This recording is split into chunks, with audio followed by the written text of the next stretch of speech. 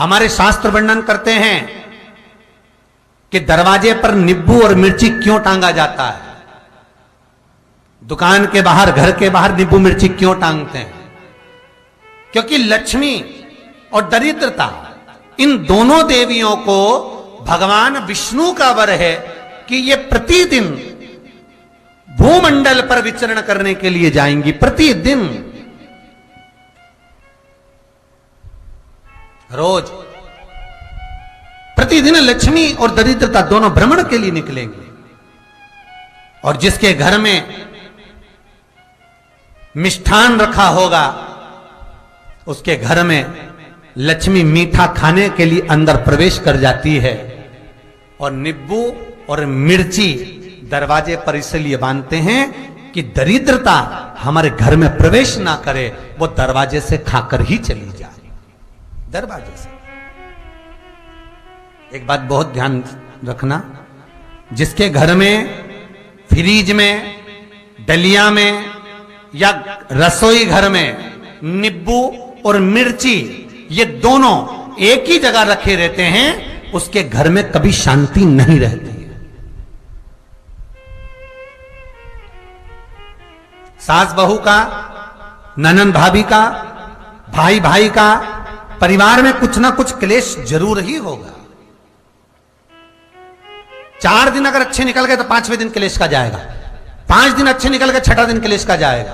कुछ ना कुछ, एक जरा सी कटोरी पड़ी है उसके पीछे विवाद चालू हो जाएगा, जरा सा पानी ढुल गया उसके पीछे विवाद चालू हो जाएगा, बेडशीट बदल रहे थे उसके पीछे विवाद चालू हो जाएगा, पति कक्ष में आया विवाद चालू हो जाएगा। तुमने एक शब्द कहा, कोई लड़ाई की बात नहीं करी, फिर भी विवाद चालू हो जाएगा। समझ लेना कि घर के रसोई घर में या फ्रिज में नींबू और मिर्ची साथ रखा हुआ है तो वो क्लेश तो देगा ही।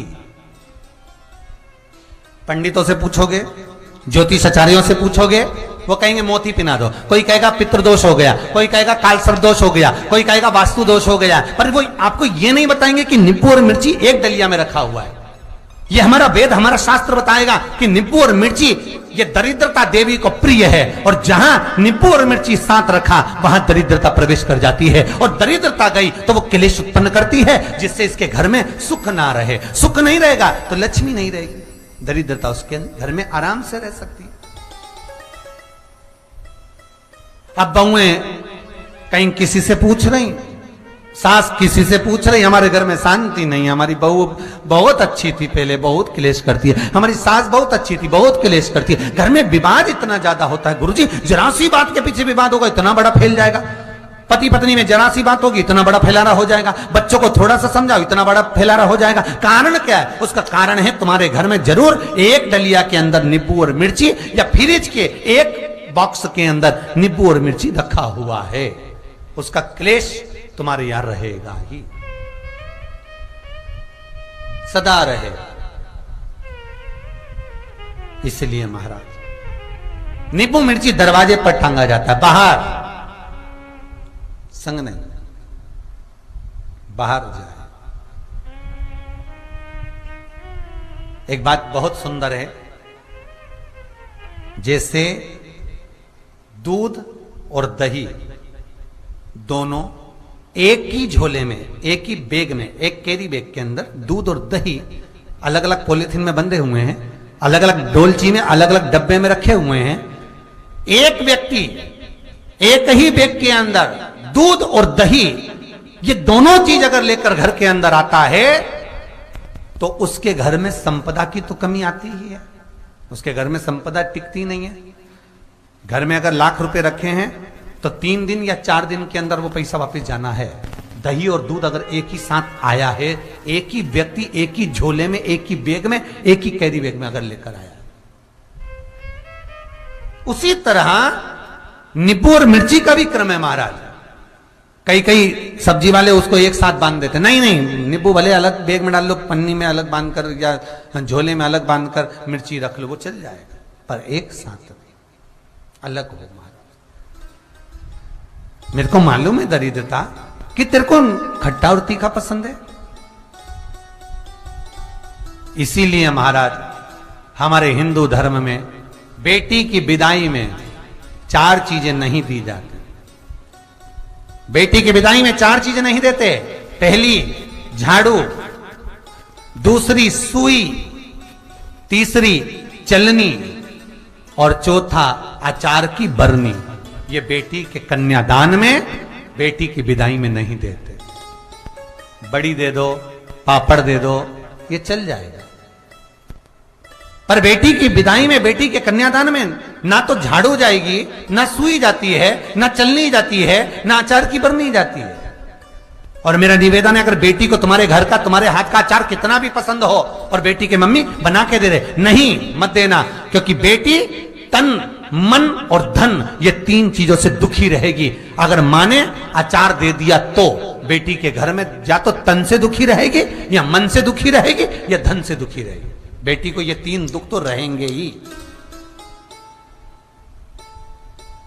कई लोग तो अपनी बहू से कहते हैं, बेटा तू मायके जा रही, तेरी मम्मी के हाथ का अचार अच्छा लगता है, लिया ना बांध के। अब उनको कौन समझा? तुमने तो कह दिया बांध के लिया ना, पर उसको समझो तो सही, क्यों नहीं लाना है? नहीं। महाराज, दरिद्रता देवी को क्रोध आ गया।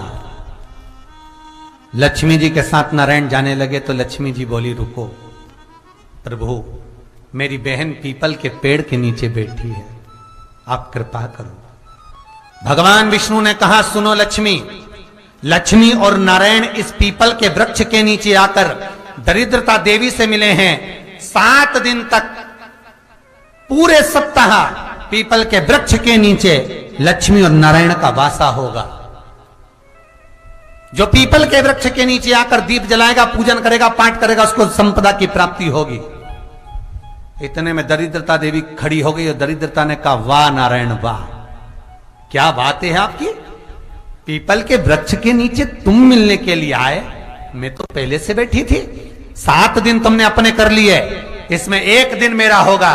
भगवान ने कहा, कौन सा? तब दरिद्रता देवी कहती है, रविवार का दिन पीपल के वृक्ष के नीचे ये दरिद्रता देवी विराजमान रहेगी।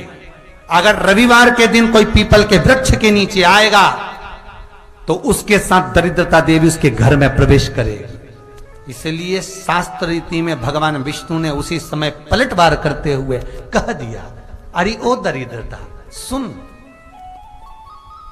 पीपल के वृक्ष के नीचे अगर कोई रविवार को आया और कोई पूजन की सामग्री लेकर आया, हाथ में कुछ ना कुछ उसके हुआ, खाली हाथ आया, तो तू उसके घर में प्रवेश करेगी, और अगर भरा हुआ हाथ रहा तो तू उसके यहां प्रवेश नहीं कर सकती।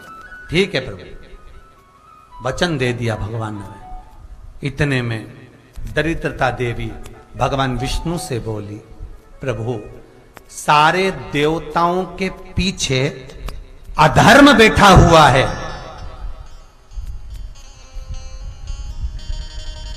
सारे देवताओं के पीछे अधर्म बैठा हुआ है, दुख और दरिद्रता कहां जाकर बैठे हैं, आप स्थान बता दीजिए। आपको अब भी कहा कथा में कि देवताओं के पीछे, देवियों के पीछे, पीठ के भाग में अधर्म का निवास है, आगे धर्म का निवास है। इसलिए मंदिर में अग्रण्य प्रणाम करना चाहिए, आगे क्यों, पीछे नहीं। दरिद्रता देवी कहती है, ये दरिद्रता और दुख कहां जाकर बैठेंगे, आप वर दीजिए। भगवान विष्णु ने कहा, ये भी तेरे लिए है, तू लक्ष्मी की बहन है, मांग ले, तुझे कहां बैठना है, कहां रहना है।